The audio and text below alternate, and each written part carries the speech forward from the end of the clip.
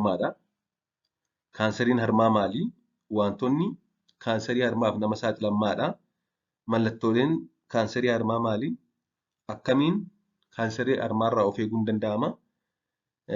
Dhiirota irrattillee yoo mul'ate mallattoo akkamii agarsiisa kan jedhu waliin ilaalla. Dhalli namaa erga dhalatee ni guddata. Ulfaatinaan, dheerinaan wantoota hundaan dabalaa deema. Akkasumas seelonni qaama keessaa yeroo yerootti du'aa, bakka wal bu'aa, dhalataa, jijjiiramaa fi bakka wal buusaa deemu. Dhukkubni kaanserii akaakuudhaan hedduu adda addaa, gosni isaanis baay'eedha. Ta'an illee akkaataan dhukkubichi itti eegalu wal fakkaataadha.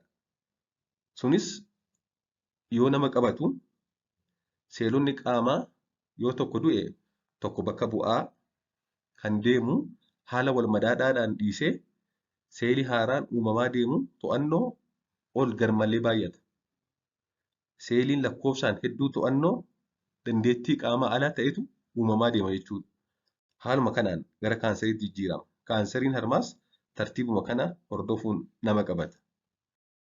Eenyufaatu carraa kaanserii harmaa godhachuuf carraa olaanaa qabaa kan jedhu haa ilaallu. Dhalli namaa kamuu carraa kaanserii harmaa godhachuu qaba. Haa ta'u malee kanneen carraa kaanserii harmaa godhachuu ol ka'aa qaban carraan riskiin isaanii guddaa ta'e kan jalqabaa saaladha. Jendarii. Wanti kun dhiira irrattis dubartoota irrattis ni ba'a. Haa ta'u malee irra guddaan isaa dubartoota irratti. Kun sababa isa guddaa ta'uu ni danda'a jechuudha. Saalaan dubara ta'uun. Garbiraan umuriin dabalaa deemudha. Old age isa jennu yeroo umuriin dabalaa deemu carraan kaanserii harmaa godhachuu dabalaa deema. Akkasumas dubartoota maatiin isaanii tariitii maatii isaanii keessa kan kaanserii qaban dhalli isaan booda dhufu carraa kaanserii godhachuu ol ka'aadha. Yoo haati qabdi ta'e intalli ishee, yoo akkayyaan qabdi ta'e haati carraa kaanserii harmaa godhachuu ol ka'aa qaba. Akkasumas dubartoonni harmi isaanii seelii hedduu qabu. High breast cell density kan jedhamu.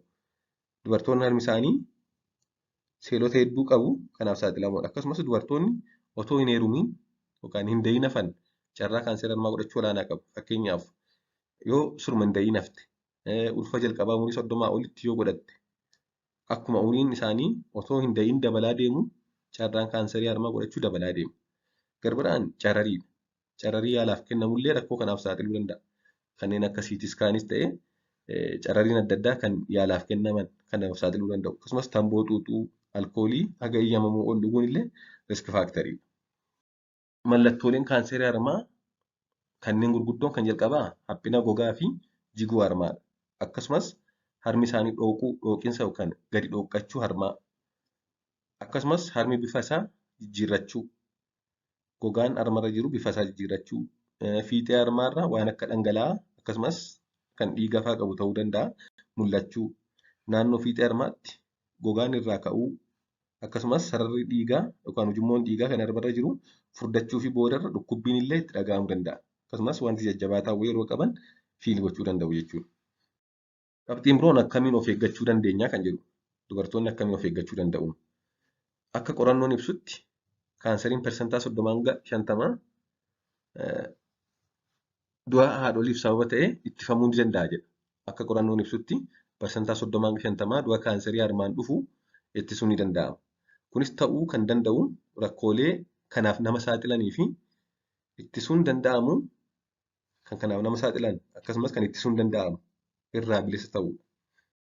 Tooftaalee armaan gadii fayyadamuudhaan dhibee kana dafanii adda baasuu yookaan dafanii bira ga'uudhaan dafanii yaala argachuu danda'u haadholiin. Kan jalqabaa dubartoonni mana isaaniitti harma isaanii ofii isaanii qaqqabanii ilaaluudha.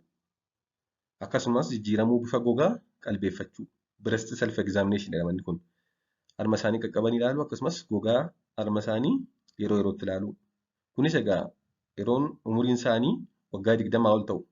Tokko tokko waggaa 15 booda illee osoo jalqabanii kan jedhu jira. Haa ta'u malee yeroo waggaa 20 booda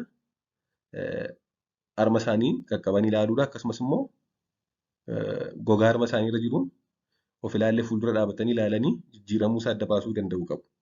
Tooftaan kun kan hojjetu marsaan laguu dhufee guyyaa 3-5 booda ji'a ji'aan itti fufinsaan harma isaanii keessa isaa qaqqabanii ilaaluudhaan yoo wanti jabaatu jira ta'e ogeessa fayyaa mariisachuu. Marsaan laguu dhufee badee guyyaa 3-5 booda. Tooftaa kana bira Dabalataan immoo kutaa ciisichaa saana keessanii keessa of ilaallee yookaan daawwitii fayyadamuudhaan bifni harma keessanii isa duraarra jijjiiramuu isaa ilaaluunis filatamaadha. Wanti harma keessaa jajjabaatoo jiraate bifti gogaa harmarra jiru jiraate ogeessa fayyaa mariisuun barbaachisaadha. Tooftaan kun rakkoolee isin mudatu daftanii akka bira geessanii yaala ariitiidhaan argattanii osoo rakkoon cimaa hin dhufiin of baraartan gargaara. Breast self examination baay'ee murteessaadha. Umurii waggaa 20 booda ji'a ji'aan marsaan laguu dhufee guyyaa 3 hanga 5 booda harma isaanii qaqqabanii ilaaluu akkasumas of ilaallee fuuldura dhaabatanii gogaa harma isaanii ilaaluu. Garbiroon mana yaalaa deemanii ogeessaan ilaalamudha. Clinical breast examination kun ni jalqabaa. Breast self examination kun immoo clinical breast examination ogeessa fayyaatu nama ilaala. Tooftaan kun baay'ee filatamaadha. Dubartoonni umuriin isaanii waggaa 20 ol ta'e gorsa ogeessa fayyaadhaan yeroo yerootti yoo xiqqaate waggaatti yeroo tokko yeroo lama ogeessa fayyaadhaan ilaalamu. Tooftaan kun sababni barbaachiseef kaansariin kun otoo haala hammaataa fi sodaachisaa irra hin gahin dafee adda baasee akka yaalamu taasisa. Akkasumas rakkoolee kanaaf nama saaxilan irraa of eeguun barbaachisaadha. Dafanii dhala godhachuu akkasumas immoo